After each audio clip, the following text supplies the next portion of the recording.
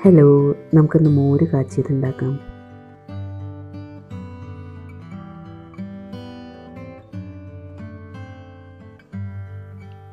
ഒരു 10 കുഞ്ഞി ഉള്ളി എടുത്തിട്ടുണ്ട്, ഒരു തക്കാളിയുടെ പകുതി, 2 പച്ചമുളക്, കുറച്ച് കറിവേപ്പില, ഒരു ചെറിയ കഷ്ണം ഇഞ്ചി. പൊടികൾ മഞ്ഞൾപ്പൊടി, മുളക് പൊടി, കുരുമുളക് പൊടി, ഉലുവ വറുത്ത് പൊടിച്ചത്, ജീരകം വറുത്ത് പൊടിച്ചത്, 2 വറ്റൽമുളകും, പിന്നെ മോര്, കടുക്. നമുക്ക് ഉള്ളി, ഇഞ്ചി, പച്ചമുളക്, തക്കാളി എല്ലാം ചെറുതായിട്ടൊന്ന് അരിഞ്ഞെടുക്കാം.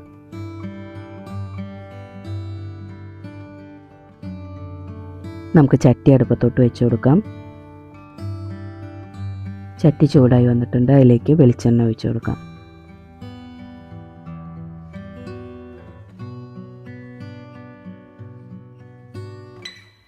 കടുക് ഇട്ട് കൊടുക്കാം.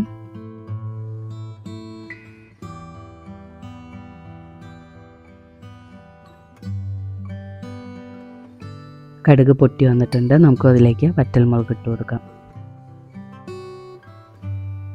ഉള്ളി ഇട്ട് കൊടുക്കാം.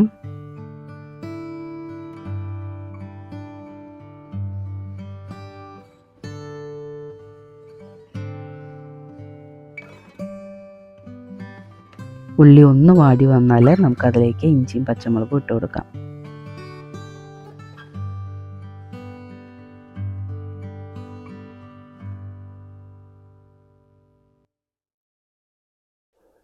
ഉള്ളിയുടെ വാടി വന്നിട്ടുണ്ട്, അതിലേക്ക് നമുക്ക് മുളക് പൊടിയും മഞ്ഞൾപ്പൊടി ഇട്ട് കൊടുക്കാം.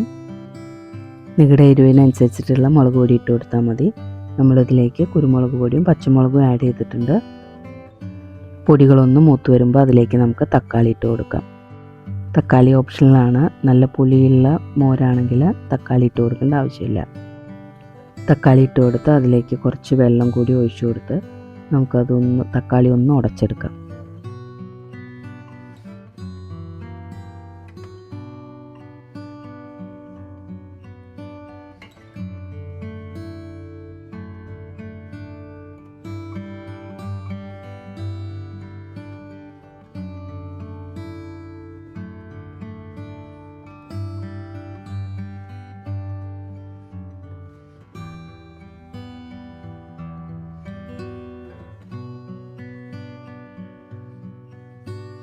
തക്കാളിയുടെ ഉടഞ്ഞു വന്നിട്ടുണ്ട്, നമുക്കതിലേക്ക് ഉലുവ പൊടിച്ചതും ജീരകം പൊടിച്ചതും കുരുമുളക് പൊടിച്ചതും ആവശ്യത്തിന് ഉപ്പും ഇട്ട് കൊടുക്കാം.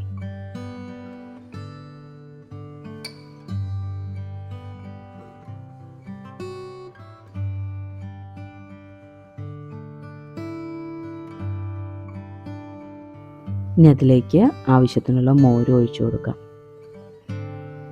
ഒരു മീഡിയം ഫ്ലെയിമിലേക്ക് ആക്കി മോര് ഒഴിച്ചു കൊടുത്ത് നല്ലതുപോലെ ഇളക്കി കൊടുക്കുക. ചിലപ്പോൾ ഇളക്കിയിട്ടില്ലെങ്കിൽ അത് പിരിഞ്ഞു പോകാൻ സാധ്യതയുണ്ട്. ഇനി നമുക്ക് ഫ്ലെയിം ഓഫ് ചെയ്യാം. ഫ്ലെയിം ഓഫ് ചെയ്തതിന് ശേഷം കുറച്ച് നേരം കൂടി ഒന്ന് മിക്സ് ചെയ്ത് കൊടുക്കുക. അതിലേക്ക് കുറച്ച് കറിവേപ്പിലയും കൂടി ഇട്ട് കൊടുക്കാം. മോര് കാച്ചിയതോടെ റെഡിയായി വന്നിട്ടുണ്ട്. Thank you.